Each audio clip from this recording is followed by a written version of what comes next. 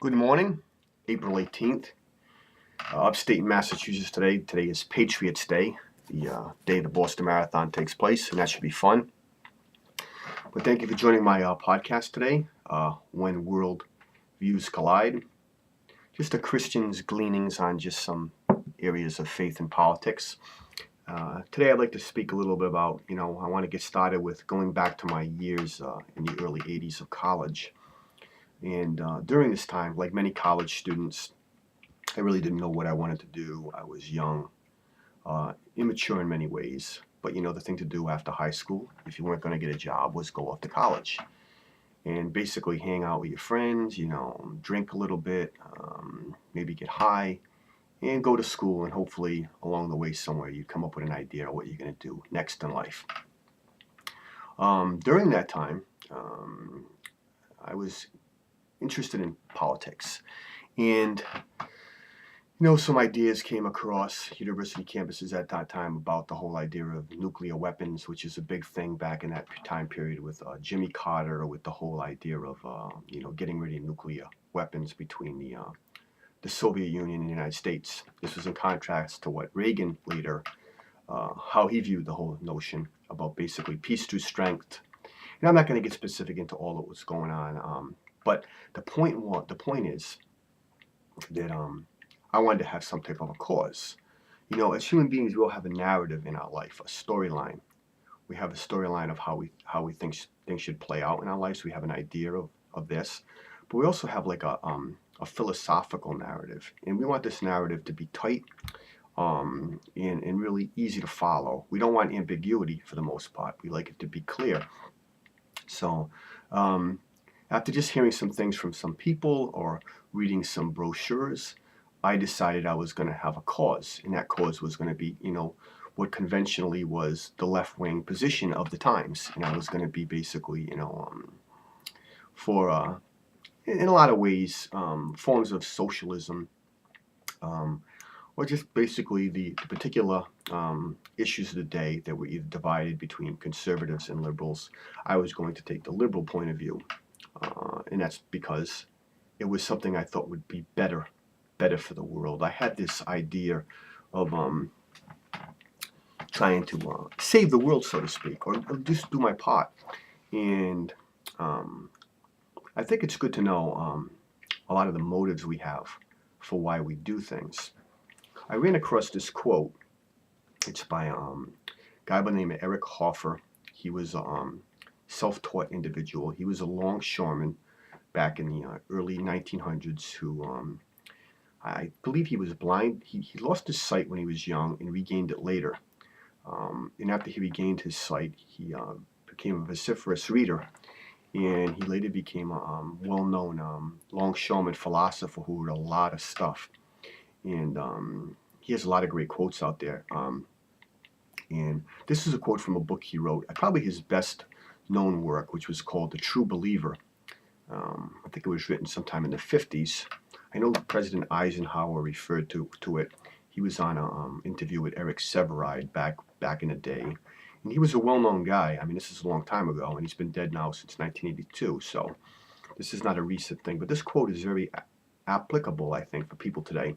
And people in my position, when I thought it was so important to have a desire to have what I'll call a holy cause, something very important to do with my life. And it goes like this. The less justified a man is in claiming excellence for his own self, the more ready he is to claim an excellence for his nation, his religion, his race, or his holy cause. I find that quote so excellent, and so it resonates so well with me because of a lot of things. When I hear people discuss things of discourse, whether it be on the nightly news or even in political, in philosophical or religious discourse, there always seems to be a nature where one person wants to speak almost as on high from a pulpit, thus saith the Lord, so to speak, where they tell people this is just the way it is. And I think the reason for that is because people are really not willing to learn. Um, and why would you? Learning takes a lot of self-discipline. And also, I think people aren't willing to learn in large measure because they're not really sure of themselves. And you don't really get your self-esteem by learning. You really gain more, a firmer foundation of who you are by having something firm or some type of idea pushed at you, and you, for whatever reason, just because you want to have something to do, some type of a thing to push to better world or justify your own self, and that would be in the case of race, proving I'm a better person by saying I'm better than Asians or blacks or Jews or this or that. But you want to gain some reinforcement, so you come up with an idea and you read stuff, you find stuff that reinforces that idea. And this is contrary to the idea of being humble in learning and being open to something that is possibly different from what you believe.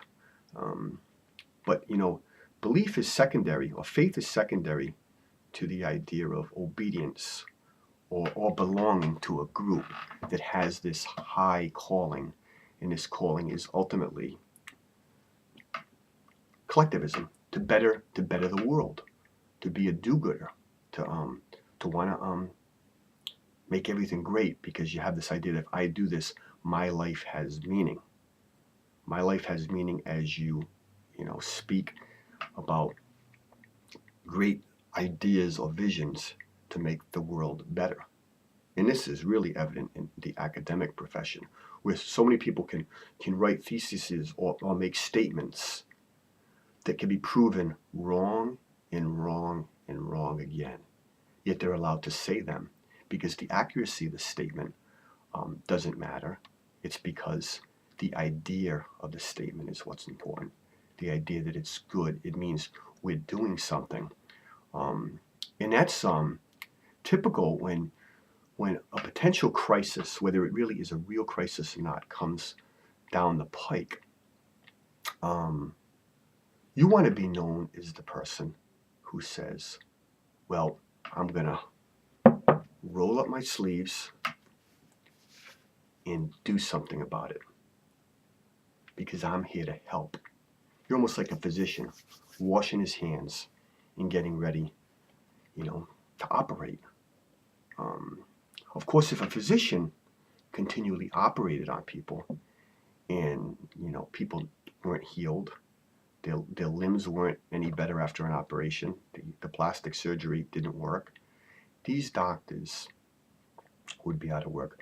But a lot of people in the realm of ideas, the intellectuals, so to speak, don't have the same consequences when they're not right. They're not held to that standard. In fact, I look at the idea of our political system, particularly how it's set up when we really have two opposing sides, those who are the liberals and those who are the conservatives.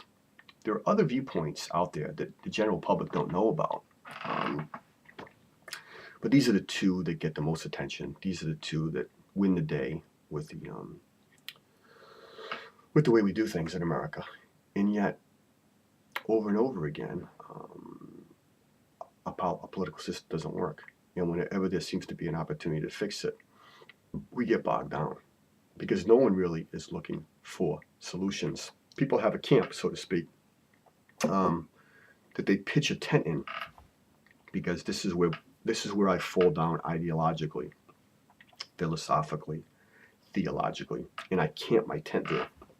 And I'm going to be a good foot soldier when somebody tries to come into the camp and come up with these ideas that are just wrong or against the way I think.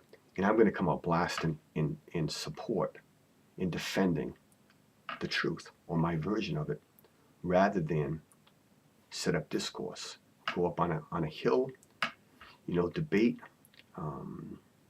issues with others who have opposing viewpoints, or at least I think they're opposing viewpoints. Because here's the big thing. What we believe in, I often wonder, do we really believe in?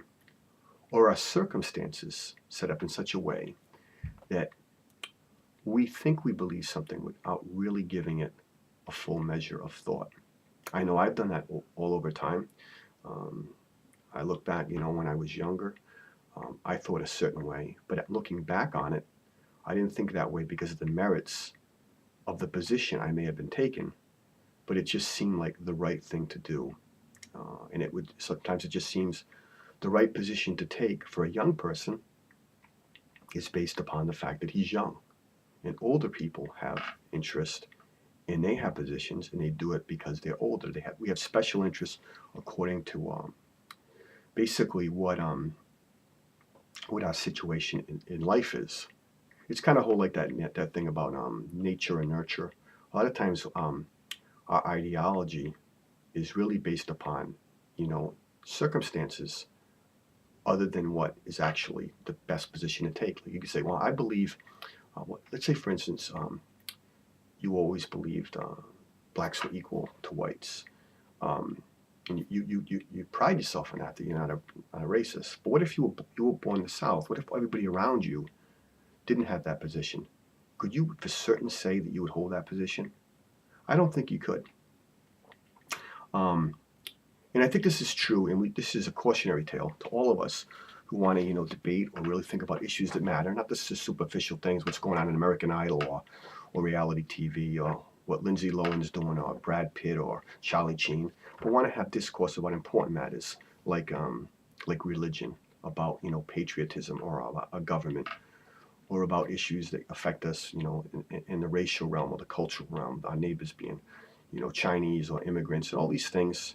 In religion, in particular, the idea that there were some of us who have different faiths that really have great meaning to us. These issues we all need to be engage in. We have to be careful, and we have to really think about the fact: are we approaching these things with a learner's heart, not a teacher's heart or a know-it-all's heart, but a learner's heart? And if we do that, I think we have hope. My thoughts for today. Till next time, Johnny W. Brad. Thank you for joining me. Bye-bye.